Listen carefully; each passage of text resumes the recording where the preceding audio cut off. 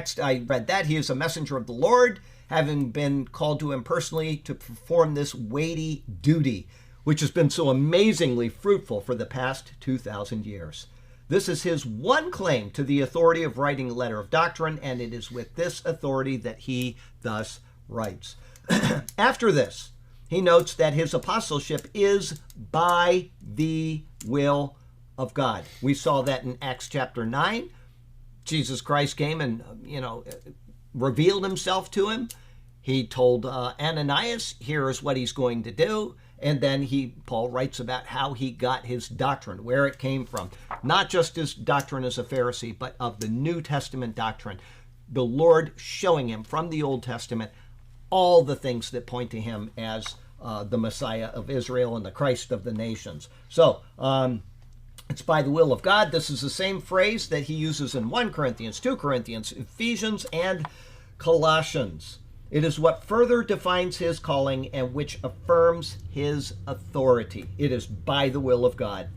It is also a note of humility in that he was selected and therefore it was not of his own merits. By saying this is by the will of God, he didn't do anything to deserve it. God chose. He accepted the calling and he placed himself under the burden. And he, as he says elsewhere, I worked harder than all of them. Okay? He expended himself for the cause of Jesus Christ. Okay? Instead, it was by the sovereign decision of God that he was so designated an apostle. His selection was nothing he had sought after, and in fact, he actually worked as hard as he could against any knowledge of Jesus Christ. I am going to stamp this name out. It's going to cease to exist, and we're going to continue to be Israel under the law and be the heroes of the universe someday.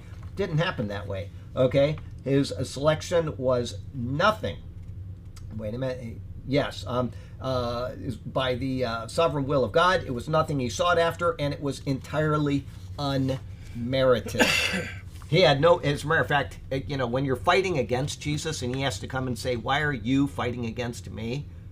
When he has to say that, that shows you that his calling is absolutely unmerited. All right, having said that, Paul notes elsewhere that it is a calling, oh, here it is, that he could have ignored, thus demonstrating free will is included in the matter.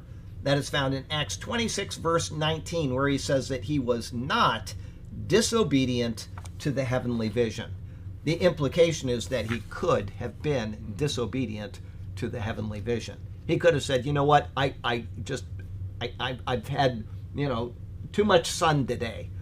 This trip to Damascus has just worn me out. I'm just, whatever. He could have made up any excuse he wanted, and he could have just spent the rest of his life saying, you know what, I'm sure that wasn't real. I'm absolutely certain, but he didn't. He was obedient to the calling, and he continued to be obedient to the calling all the way through. He's a very faithful person as recorded by Luke. Luke, just shows the unbelievable nature of how he was willing to travel here and here and here and just go on and on and on with his ministry